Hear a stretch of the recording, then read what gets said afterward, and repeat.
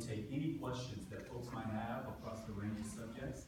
I do my very best to answer them, but I want to thank y'all very much for taking time on day number 1 to come out and listen to me for a little bit. So thank y'all very much, and happy to take any questions. Yes, sir. Almost. Yes, ma'am.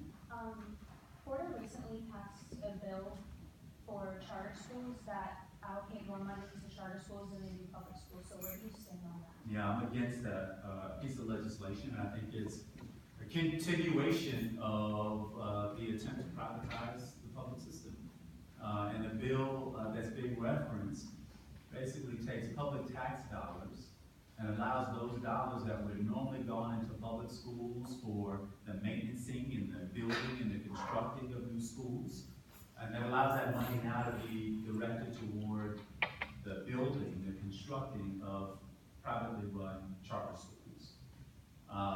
Charter schools in their original formation, and by the way, my issue isn't with the existence of charters. Charter schools under their original intention were to be those laboratories that created greater flexibility. You could experiment with different approaches to education and to teaching and to learning, and then if it worked, it could be scaled up to the larger public system so that more kids were able to benefit and access it. And what it has become over time is a way to prop up the privatization of the public education system. You can just look at the facts, the numbers, the statistics on how well these schools perform when compared to many of the public schools that they're intending to replace. And in many cases, first of all, they don't play by the same set of rules.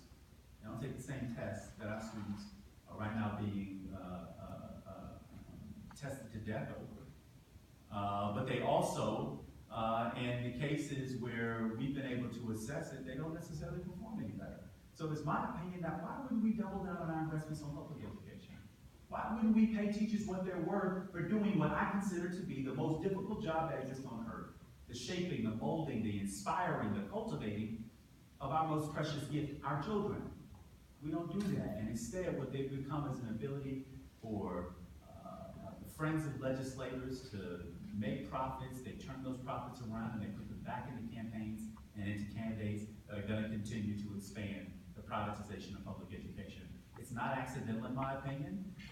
In fact, I think this is the fulfilling of an agenda that is underway, not just here in the state, but under the appointment of Secretary DeVos.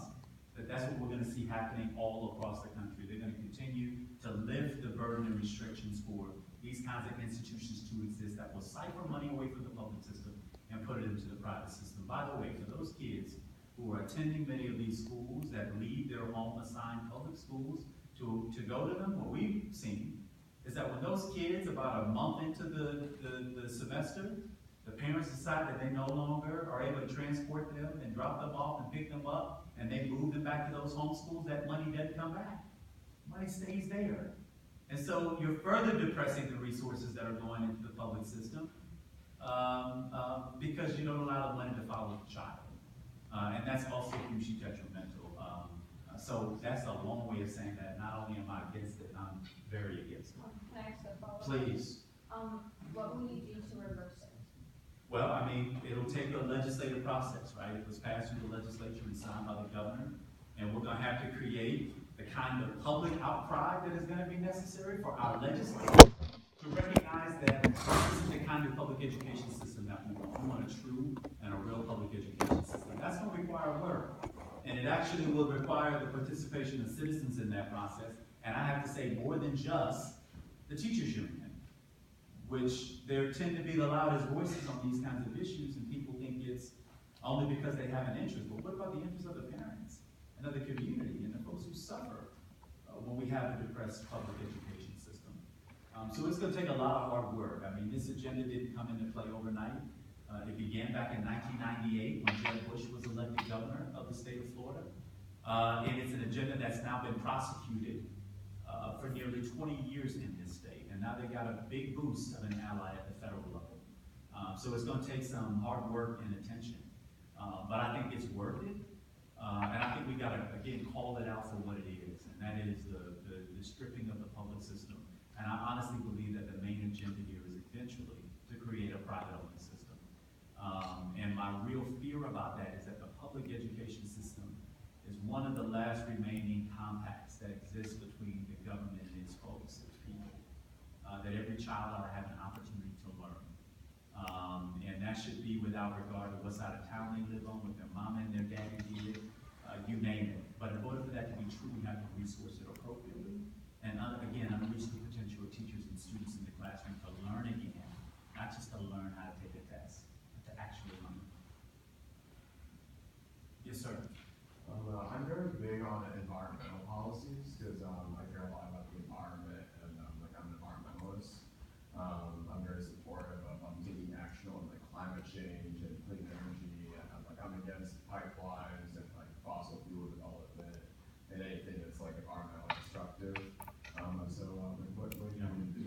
Well, and we're agreed, but you know what? There are actually a lot more of us who agree without knowing we agree. I took a boat the other day out in Panacea with some guys who used to be sort of small-scale fishermen, commercial fishermen.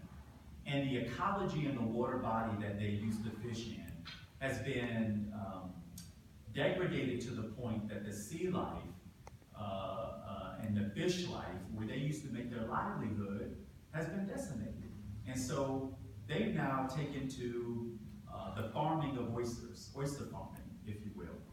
And I was out there with these guys and they started talking about, and I mean with great pride, about the kind of, as a result of the farming of oysters in this bay in Panacea, that they're now seeing some of the sea life return to that water body, that the ecology that used to exist there, that's been gone and decimated, is starting to return.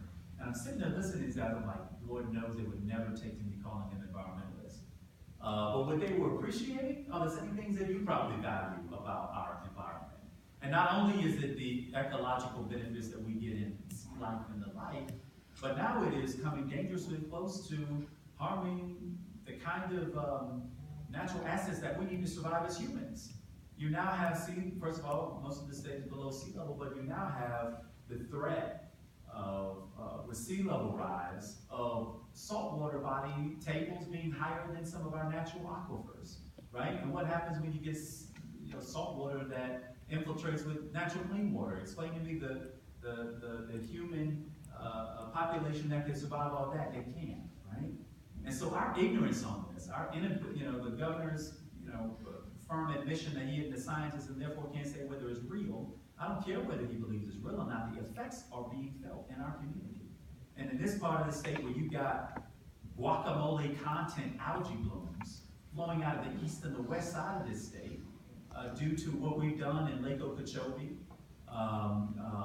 what we've done down at the Everglades to allow sugar to big sugar to basically destroy the Everglades. The development that's happened that has nitrate levels going into the floor, the soil that then seeps down into our natural aquifers. These are real threats. And so the first thing I will tell you we need to do, and what I would do as governor, one is we will believe the science. We'll let science dictate our actions as to how we address sea level rise and climate change in the state. The governor has appointed the first commission to address sea level rise and resiliency as a result of. Not one. He's not appointed a body to deal with that. I would appoint such a body. And then we would follow the recommendations. I get that the impacts are going to be felt. Now we've got to deal with how we address it as a state. And the same is true for how we deal with the Everglades, and the same is true with how we deal with the dike and Lake Okeechobee.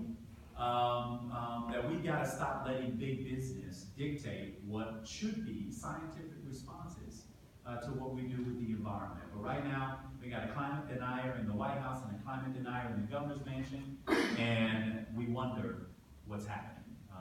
We shouldn't wonder.